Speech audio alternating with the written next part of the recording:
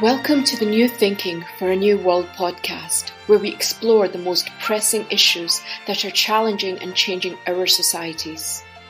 We are looking for new thinking and new solutions wherever we can find them.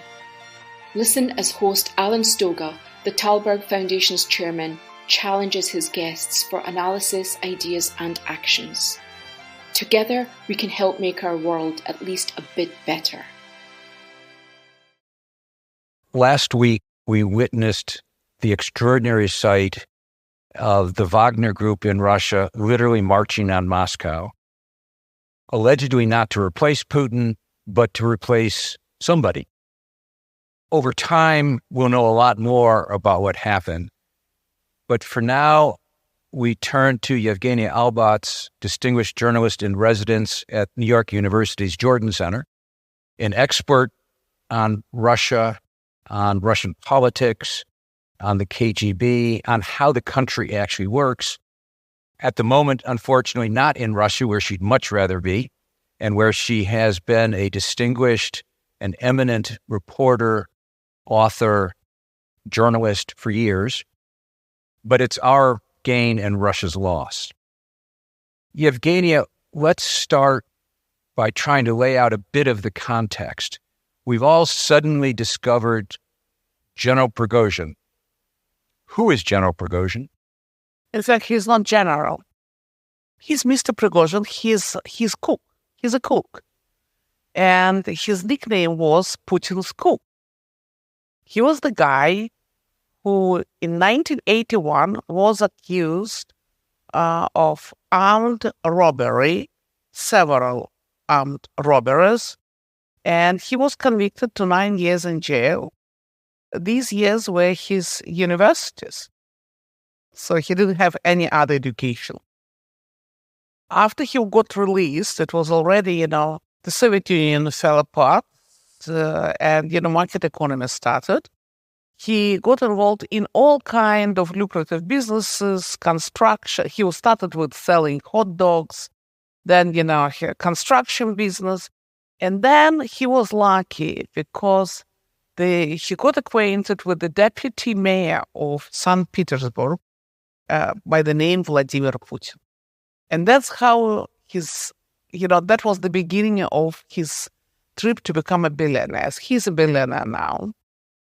After Putin so during the St. Petersburg time, Putin, he opened several restaurants in St. Petersburg, and Putin one of the frequent visitors to one of his restaurants. In fact, there is a picture where Prigozhin serves as an owner of the restaurant to both Putin and his wife, and George W. Bush younger, the president of the United States, and his wife. However, when Putin became the president, his biggest money came out of all kinds of lucrative contracts with the Minister of Defense. He was providing food to different facilities of the Minister of Defense and also to the Minister of Education, to schools. It was very, very lucrative business.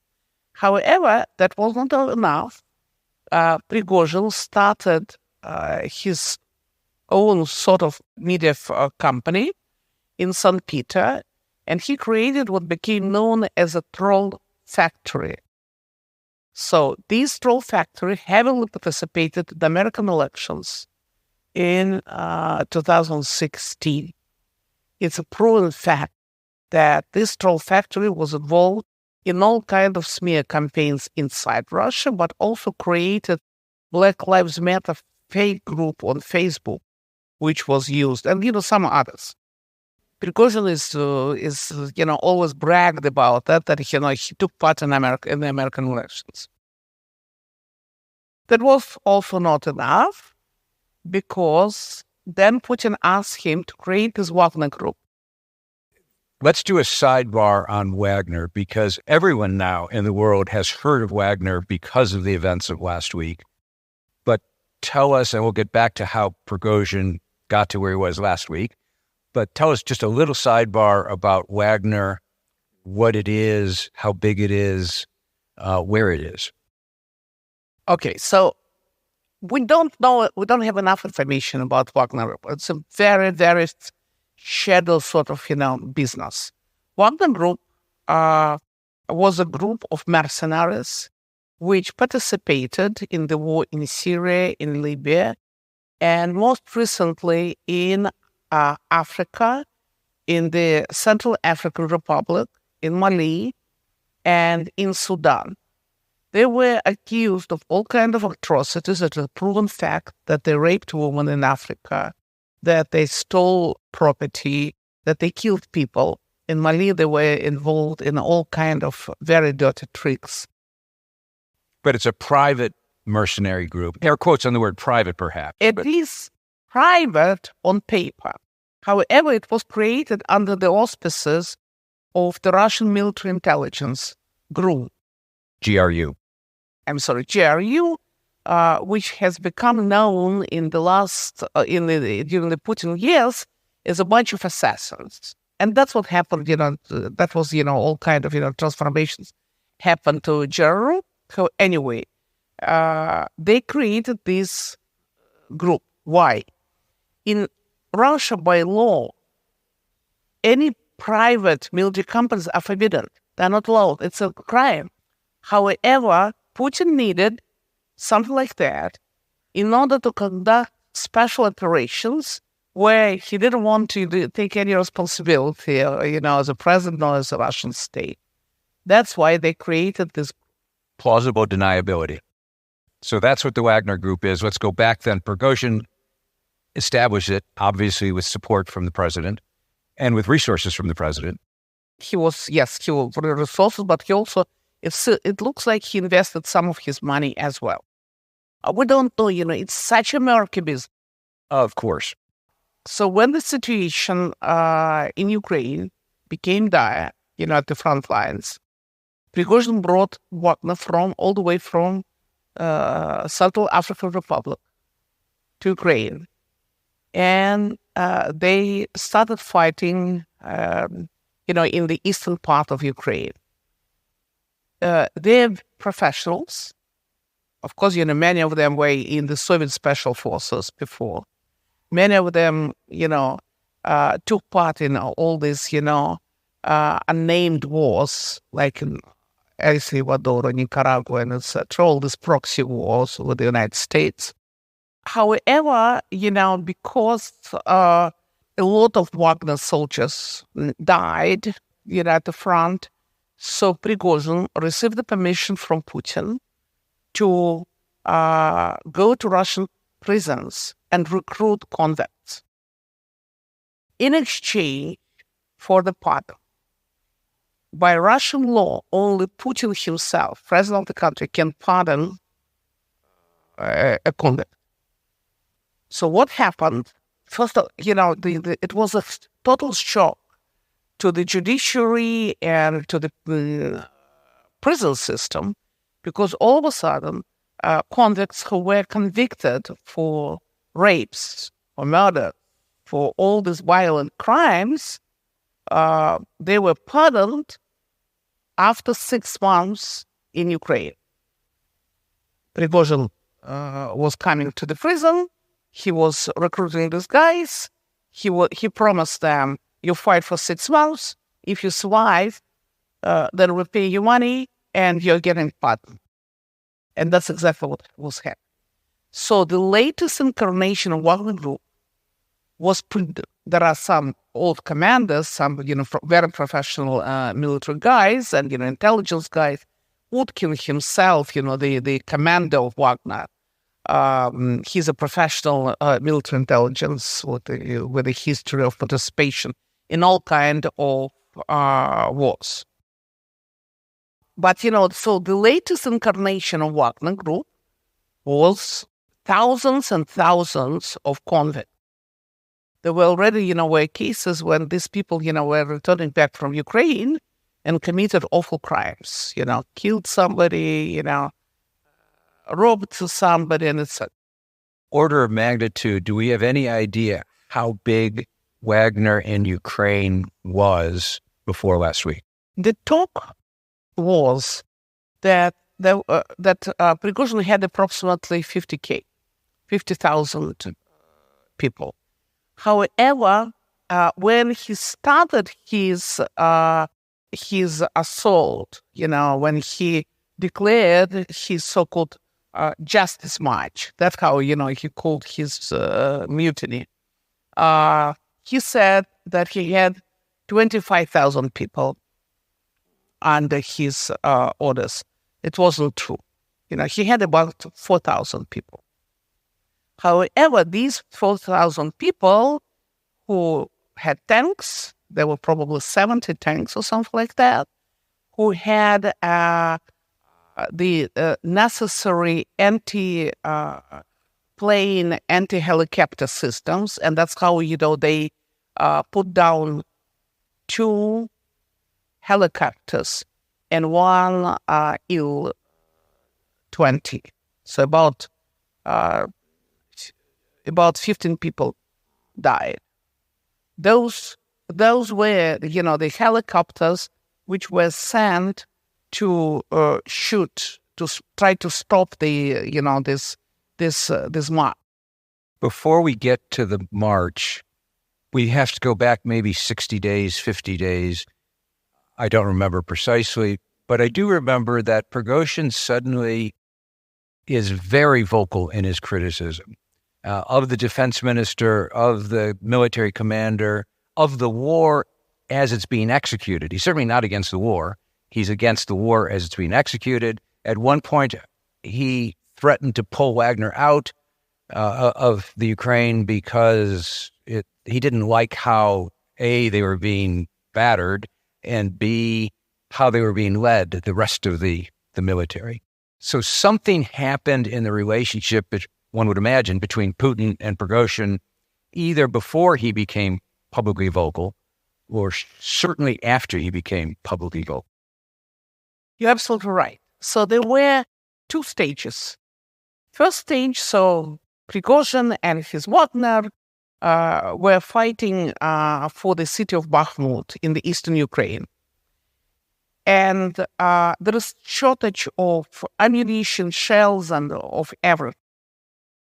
But also, Prigozhin didn't like the way, this whole, fight was designed. So he went against generals who were in charge of this Eastern Front. And he started publicly criticize them. Generals who were down there, for instance, General Lapin, that doesn't tell you anything, but, one of these Russian generals.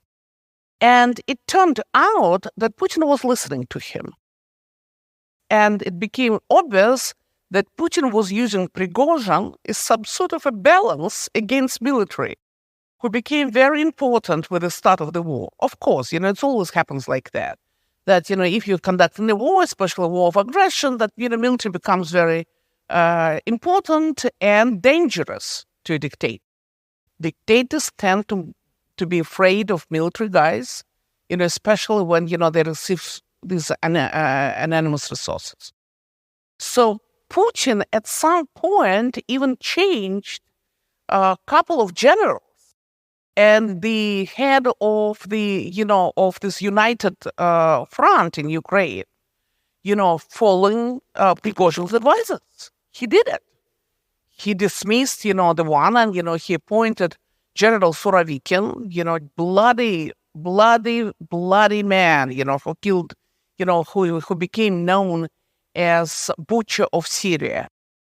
And so he put him in charge because, Prigozhin and also Kadyrov, another Putin's favorite, the leader of Chechnya, they were praising Surovikin for being, a great general. It didn't work out. Surovikin turned out not to be, this great general. So Putin turned it around and put, the chief of staff, General Gerasimov, in charge of the United Front. And that's where it looks like Prigozhin went out of favor. Prigozhin doesn't recognize any other authority but Putin himself. He's this type of a lackey who is working for the master. He has, and they called Putin Papa, Daddy, or, or хозяин, master, boss. So, and all of a sudden, he was unable to get Putin on phone. He was on his direct line. He was able to call Putin, on his phone, on direct line, and talk to him. And all of a sudden, he was cut off. And that, you think, and obviously can't know, but you think because the criticism got too much, because he was too vocal, he was too visible. He threw that tantrum where he said, I'm going to pull them all out and I don't care what happens. It was before that. Even before that. Even before that. I think that, when you have, this system of governance, which is all based on who is going to reach your ear first, when, everything is done precisely on this basis, then, whoever is closer to a dictator is going to win. And that's exactly what happened. Prigozhin was in Ukraine, whereas, Patrushev, the General Patrushev, KGB General Patrushev, Putin's long-time friend and pal, and also, the secretary of the Russian National Security Council, he kept telling Putin that, he shouldn't listen to Prigozhin, and he shouldn't allow Prigozhin to speak against Minister of Defense Shoigu and Chief of Staff Gerasimov. They were saying obvious things, as far as I know. They were saying also, in the state of war, we cannot, army is based on hierarchy. You cannot allow, some, thug basically to tell all this dirty stuff about Minister of Defense. And that's exactly what Prigozhin was doing. If you feel that the world lacks global leaders, please help support the Tallberg Foundation programs. Individual donations are being accepted at tallbergfoundation.org /donate. That's TALLBERG foundation.org /donate. Well, particularly a thug whose background is a cook. He doesn't come with a military background, and he's not a military man. And if there's anything military men hate the most, it's people like that somehow have come in favor and are suddenly leading troops of all things, or committing troops of all things. So it's a natural competition. At some point, the balance of power shifts at the court, the emperor's court, and Prigozhin is cut off. The next thing we hear is that he's leading literally a march on Moscow. How do you go from being the president's lackey, albeit cut off lackey, to attempting a coup? Was it an attempted coup?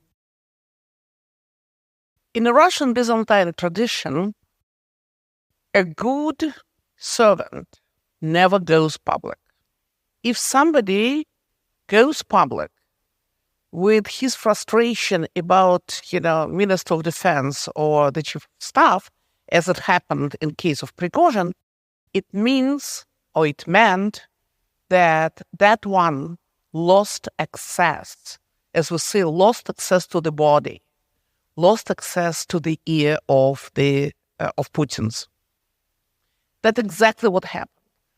Prigozhin didn't realize when he crossed those lines.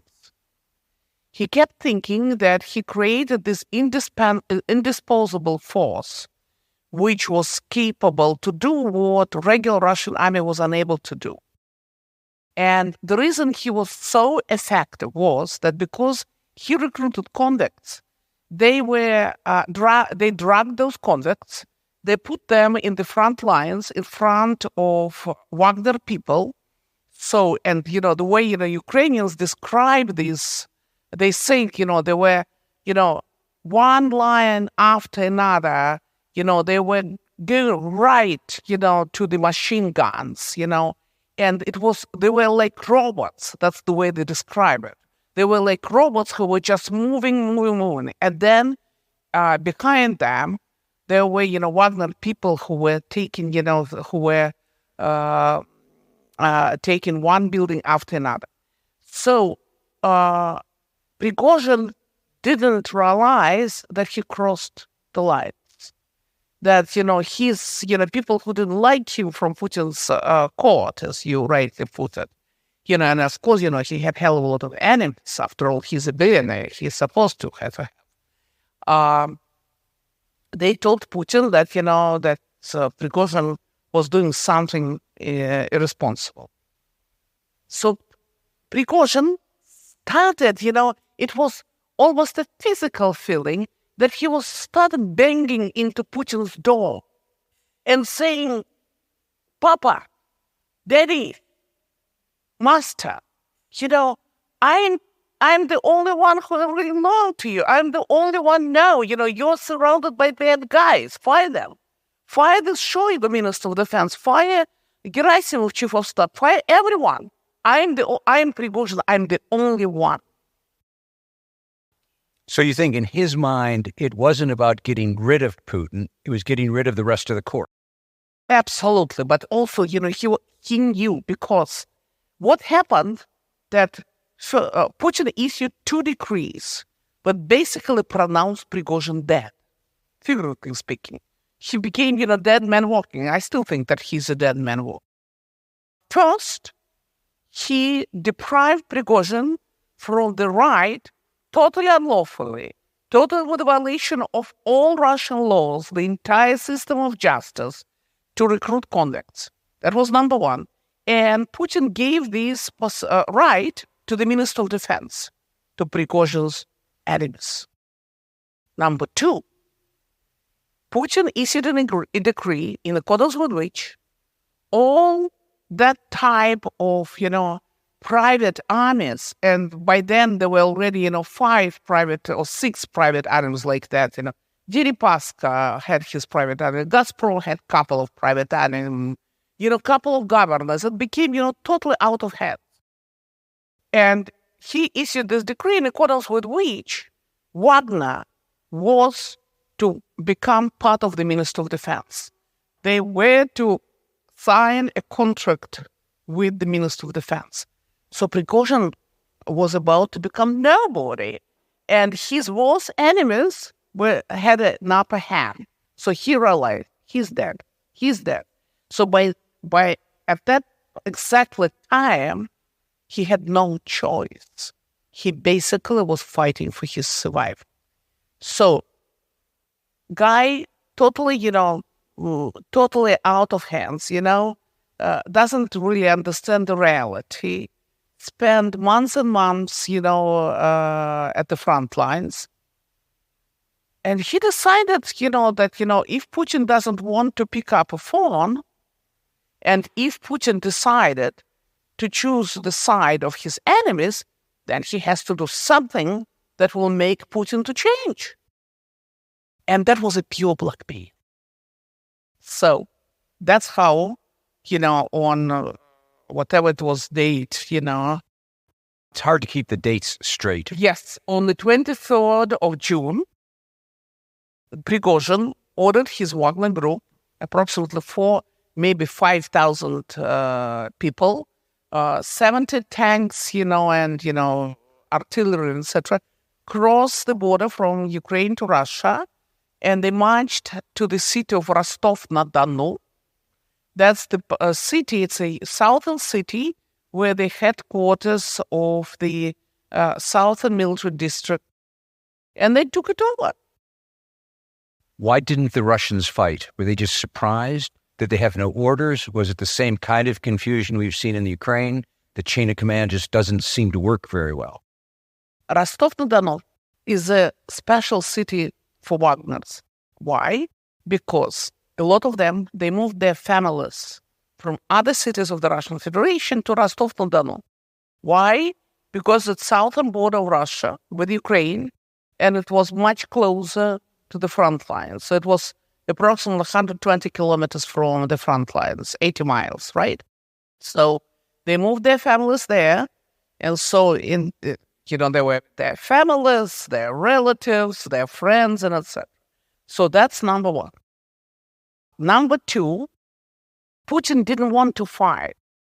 He didn't want to have a fighting on the streets of the Russian cities between one part of the Russian army with another sort of part of the Russian army. So he sent the deputy head of the military intelligence group and the deputy head of the Minister of Defense to negotiate with Prigozhin. And they started negotiation. And obviously there was a trade because, Prigozhin was bargaining. He was bargaining for his life. So Prigozhin expected that the minute he crossed the border and announced that he has, this march of justice march, we're going to kick out all these corrupt military officials from Moscow. A very populist kind of argument. Slogans. Absolutely populist. And that's why, by the way, that much appreciated by the people on the street. Because we've seen images of people cheering Prigozhin and his troops as they go by. So some of it may well have been their people, their girlfriends, their mothers, their sisters, and some of it may have been response to this populist idea that we're going to cleanse the country. Absolutely. Not just the country, capital. He was going to clean, for all this kick out all these corrupted officials from Moscow. And then the next thing we hear is, nope, I'm going to retreat. I'm going to Belarus. There's a deal. We're going to stand down this offensive. Again, we can't know the details, but what do you think happened? We know some. We know that Putin was silent the first day, and the entire country kept asking, wait a second, what's going on? There is a guy who this crazy man driving tanks towards you and yelling and screaming. Exactly. What's going on? What's going on? And you would expect, the leader of the country to come out and say something. But the leader of the country, as it always happens with Putin, he was in his bunker trying not to make any decisions. So finally, on the second day, June the 24th, Putin came out and he called Prigozhin a traitor. And as the one who put a knife in his back and the back of the country during the time of the war, all this kind of stuff. That was very important because that was a sign to those might be supporters to Prigozhin that Putin is not going to switch sides, that he's not going to support Prigozhin. Therefore, Prigozhin did have backers. We know this, that he had negotiations with some important people. One of whom he knew since St. Petersburg, that's General Zolotov, the head of the Russian riot police. It's about 400,000 strong body, which was very good in beating, demonstrators and, protesters like me. Time and again, I had, problems with them. But anyway, they performed badly at the front lines. They were withdrawn. But anyway, Zolotov was known to be one of Prigozhin's, pals. Another one was Governor Dumin. He's a governor of Tula district. It's a district not far from Moscow. It is heavily militarized district. Dumin formerly was Putin's bodyguard, personal bodyguard, and then he was appointed as the deputy minister of defense in charge of intelligence. So that's why, he was also connected with Wagner. So, and they didn't respond. Obviously, Prigozhin was waiting. He was making appeal. He made an appeal to people in uniforms, join us, let's, cleanse the country, get rid. And also it was the first time that Prigozhin named Putin. He was obviously very upset that Putin qualified him as a traitor. But also it was a sign that Prigozhin realized Putin was not going to switch sides. He lost. Prigozhin had to make a decision. He kept marching towards Moscow. And Moscow was very serious about that. There were all kinds of preparations. I spoke with my relatives and friends in Moscow. The road which led from Rostov-Don to Moscow, it's so-called Road M4. It was totally blocked. And the ring road around Moscow was also blocked with, they were preparing, there were trucks and buses, and etc. They were preparing to fight. So Prigozhin was taking one city after another. He took Voronezh. There was, a couple of helicopters which were sent by the Russian army to stop them, and they killed these helicopters. There was aircraft which was to direct, activities up in the air, and they also managed to take it down. And approximately 15 people died, even though Prigozhin kept saying that, we're not going to kill any of Russians, we're not against Russians, this is not a civil war, we're just against corrupted officials. So, but what we didn't know on June 24th, and we learned only much later, when it was already 8 o'clock in the evening in Moscow, was that Lukashenko, the dictator of Belarus, vassal state. Belarus now is a vassal state. It's a subordinate to Putin. He was involved in negotiations as Prigozhin and Lukashenko knew each other, for a couple of decades. He was involved in the negotiations. And all of a sudden, when Wagner Group was some 184 kilometers from Moscow, Prigozhin announced that the match came to an end. They're going to revert. Wagner Group will go to the training camps, and he will proceed to Belarus. At the same time, it was announced that even though Russian Procurator General initiated a criminal case, or several criminal cases against Prigozhin, treason and all mutiny and all other stuff, all charges are dropped, but also all charges are dropped against those Wagner people who participated in this mutiny. Amazing. So that's where we now. Prigozhin, we don't know where is Prigozhin. At the same time, what's also very important to say, that Russian secret police, FSB, conducted a search of Prigozhin's office in St. Petersburg. They found 4 billion rubles in cash. Which is something like $50 million. Exactly. They found a lot of white powder, which likely It's probably not talcum powder. It's probably cocaine. A lot of cocaine. They found gold.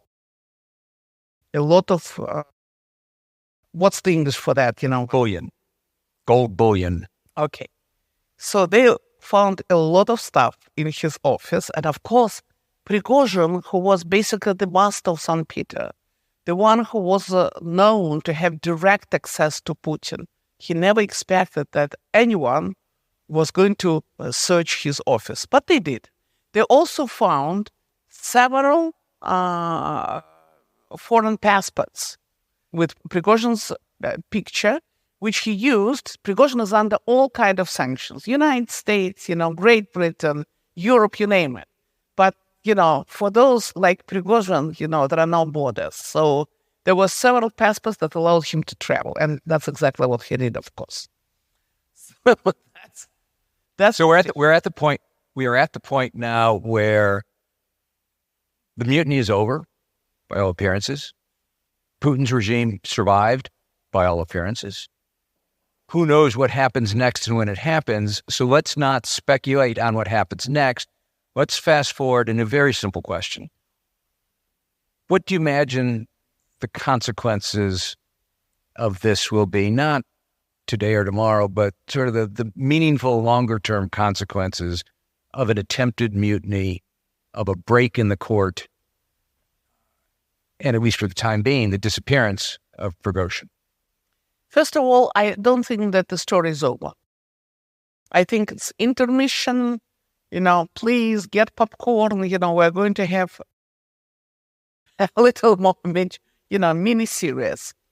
So we don't know the finale yet. I do think that Prigozhin is a dead man walking. However, those 2 days of this attempted mutiny or real mutiny showed that first of all, total failure of the Russian intelligence. American intelligence knew about that Prigozhin was was conducting some preparations for this, assault on Moscow at least 3 days before. Some American newspapers claim that in mid-June they already knew. Intelligence already knew that Prigozhin was doing something like that. So basically, of course, they taped. Russian intelligence failed to get this information. Failed again. Russian intelligence has had a bad couple years. Yes. So that's number one. Number two, Prigozhin and his 4,000 strong men managed to go from the border of Russia, from the southern border of Russia, all the way several hundred kilometers, at least 600 or 700 kilometers, and approached those, and got all the way, close to Moscow, and there was no police. There was just none. No police, no riot police, no special forces, no. FSB has several, military groups, divisions. Nothing. What is it to say? It is to say that the system is so deadly corrupted that it's important that even when it needs to defend itself, forget about people, but it was a question about defending the system. It's also failed. And that became open to everyone. There is a crack in the very top nomenclature of the Russian power, or you would say elites. I don't call them elites. Of this nomenclature at the very top. There is a crack, obviously. People were sitting, there's a saying in Russia, сидеть на заборе и ждать, чья возьмет. To sit on the fences and wait who is going to win. Neither Prime Minister Mishustin made a statement, nor Mayor of Moscow, Mr. Sobyanin, made a statement. None of these top nomenclature guys, none of them made any statement in defense or whatever. My last question then, is this the beginning of the end of Vladimir Putin? Absolutely. No question asked. That's the beginning of the end. It's the question whether it's a question of weeks or months, we yet to know. But for sure, that's the beginning of the end. Yevgenia Albats, thank you. Thank you for that forecast, but also thank you for this conversation. Thank you. Thank you for joining us. Please rate our show on Apple Podcast and subscribe. Meanwhile, you can find us on Facebook, Twitter, and Instagram. Or you can subscribe to our newsletter at tallbergfoundation.org to learn more about our work. That's TALLBERG foundation.org. Thank you, and we'll be back again next week for another episode of Tallberg's New Thinking for a New World. This podcast was brought to you through the generous support of SNF, the Stavros Niarchos Foundation.